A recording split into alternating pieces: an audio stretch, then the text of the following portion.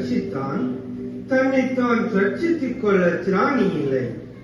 இவன் இஸ்ரவேலின் ராஜாவானால் இப்பொழுது சிலுவையிலிருந்து இறங்கி வரட்டும், அப்பொழுது இவனை விசுவாசிப்போம்.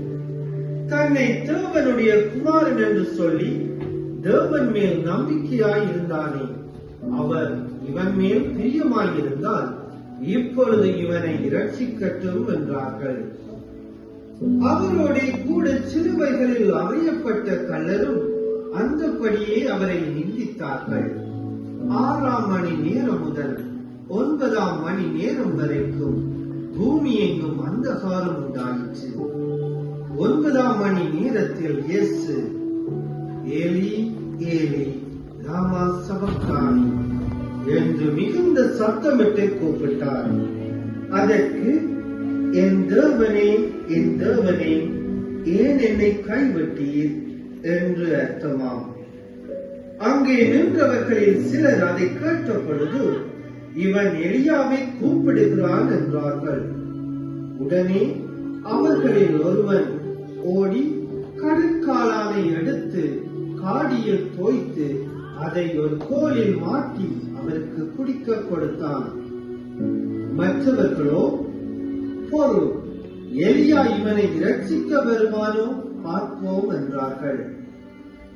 இயேசு மறுபடியும் மகா சத்தமாய் கூப்பிட்டு ஆவியை விட்டார்.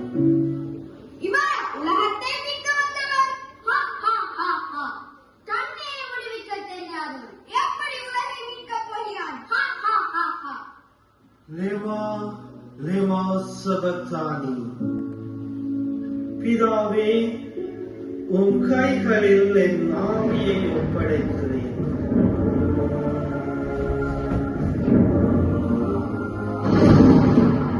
உலகத்தை மீட்க வந்தவர் உயிர் சிலுவையில் இருந்து செல்கின்றது.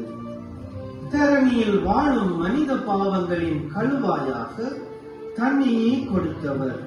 இவர்கள் செய்வது என்னவென்று இவர்களுக்கு புரியவில்லை என்று சொல்லி அவர்களுக்காக மன்னிப்பு கேட்டு பரலோக பிதாவிடம் வேதனையிலும் செபித்த உத்தமன்.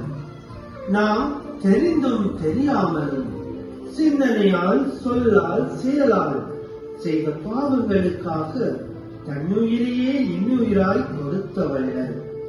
சற்று எண்ணி பாருங்கள், இன்று எத்தனை அட்டூழியங்கள், மனித மாண்பு விழுமியங்களை தொலைத்தவர்களாய் பாவமான பாவச்சேற்றில் வாழ்வின் பொழுதை கழிக்கும் சிறுவர்கள், இளைஞர்கள், பெரியோர்கள் எப்போது நாம் மாறப்போகிறோம்?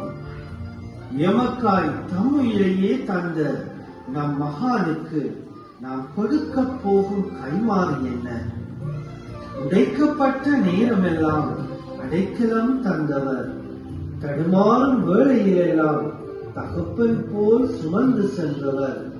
எத்தனை அன்பு என் மேல், எத்தனை பாசம் என் மேல்! இதற்கு ஈடு என்ன தருவேன் நான்?